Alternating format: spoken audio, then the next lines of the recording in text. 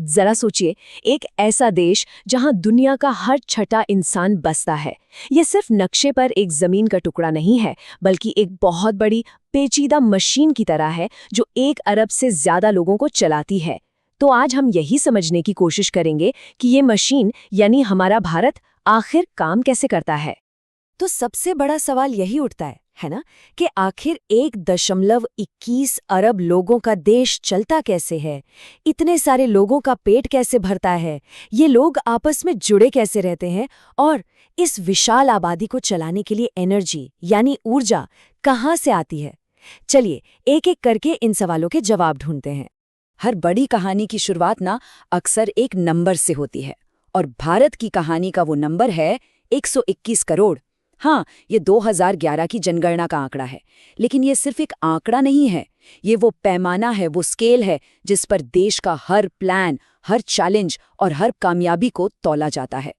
तो ठीक है, शुरुआत करते हैं इस देश की बुनियाद से, यानी यहाँ के लोगों से। हमारा पहला पड़ाव है भारत की आबादी और उसकी जो हैरान कर देने वाली डाइवर्सिटी है वो। ये स्लाइड देखिए, ये एक तरह से 2 अलग अलग भारत की कहानी बताती है। एक तरफ है बिहार, जहाँ 1 स्क्वायर किलोमीटर में 1100 से भी ज्यादा लोग रहते हैं, और दूसरी तरफ है अरुणाचल प्रदेश, जहाँ उतने ही एरिया में सिर्फ 17 लोग। इससे पता चलता है कि भारत में कोई एक भारत नहीं, बल्कि कई छोटी छोटी दुनियाएं एक साथ रहती हैं। और ये जो डाइवर्सिटी है, ये सिर्फ लोगों की भीड़ में नहीं है, बल्कि जुबानों में भी है। भारत में मोटे तौर पर 4 मेन लैंग्वेज फैमिलीज हैं। जैसा इस चार्ट में दिख रहा है, करीब 73% लोग इंडो यूरोपियन फैमिली की भाषाएं बोलते हैं, लेकिन द्रविडियन, ऑस्ट्रो एशियाटिक और तिब्बतो बर्मन भाषाएं भी इस देश के भाषाई गुलदस्ते का एक बहुत जरूरी हिस्सा हैं। अच्छा, अब काम करने वाले लोगों को समझने का एक बड़ा दिलचस्प तरीका है। सेंसस में ना काम करने वालों को 2 हिस्सों में बांटा जाता है। एक होते हैं मुख्य श्रमिक या मेन वर्कर, मतलब जिन्हें साल में 183 दिन यानी करीब 6 महीने से ज्यादा काम मिलता है, और दूसरे होते हैं सीमांत श्रमिक या मार्जिनल वर्कर, जिन्हें इससे कम काम मिलता है। ये छोटा सा बंटवारा असल में हमें देश में रोजगार कितना पक्का है और कितना मौसमी, इसकी एक साफ तस्वीर देता है।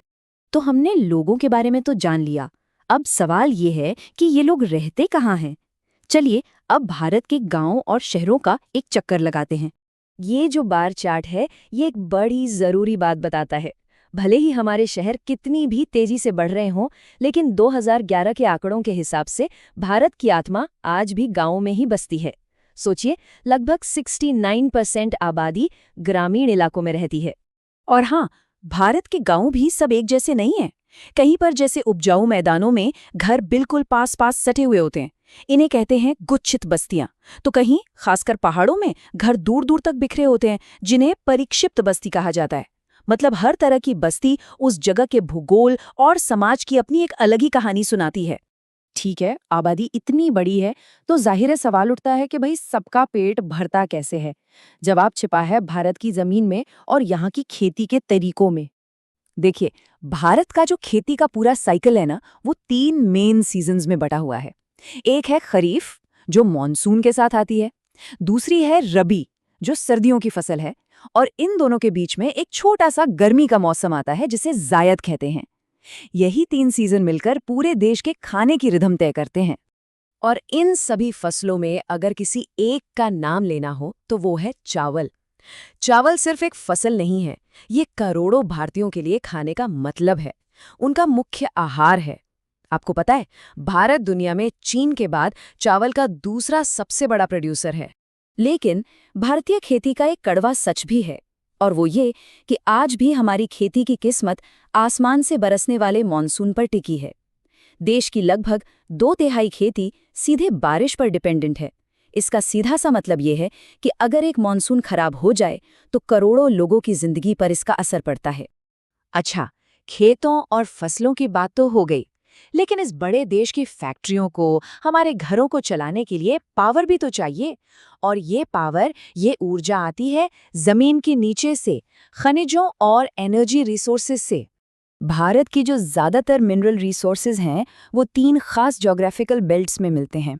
और यहाँ एक इंटरेस्टिंग फैक्ट ये है कि ओडिशा अकेला ऐसा राज्य है जो बॉक्साइट और मैंगनीज दोनों का सबसे बड़ा प्रोड्यूसर है। एनर्जी के मामले में देखें तो भारत आज एक दिलचस्प मोड़ पर खड़ा है। एक तरफ है हमारे पारंपरिक स्रोत जैसे कोयला और पेट्रोलियम, जो आज भी हमारी एनर्जी की रीढ़ की हड्डी हैं। वहीं दूसरी तरफ सोलर और विंड एनर्जी जैसे नए रास्ते तेजी से खुल रहे हैं, जो एक साफ सुथरे भविष्य का वादा करते हैं। तो ठीक है, हमारे पास लोग हैं, उनके लिए खाना है और इंडस्ट्री के लिए एनर्जी है। अब इन सबको आपस में कनेक्ट करने के लिए, जोड़ने के लिए एक मजबूत नेटवर्क चाहिए। और वो नेटवर्क है भारत का ट्रांसपोर्ट और कम्युनिकेशन सिस्टम। महात्मा गांधी ने कहा था कि भारतीय रेलवे ने अलग अलग कल्चर के लोगों को एक साथ लाकर आज़ादी की लड़ाई में मदद की। ये बात रेलवे की अहमियत को कितने खूबसूरत तरीके से बताती है ना? मतलब रेलवे सिर्फ आने जाने का जरिया नहीं रहा, इसने भारत को कल्चरली और पॉलिटिकली जोड़ने में एक बहुत बड़ा ऐतिहासिक रोल निभाया है। ये टाइमलाइन देखिए, ये भारत के सफर की एक झलक है।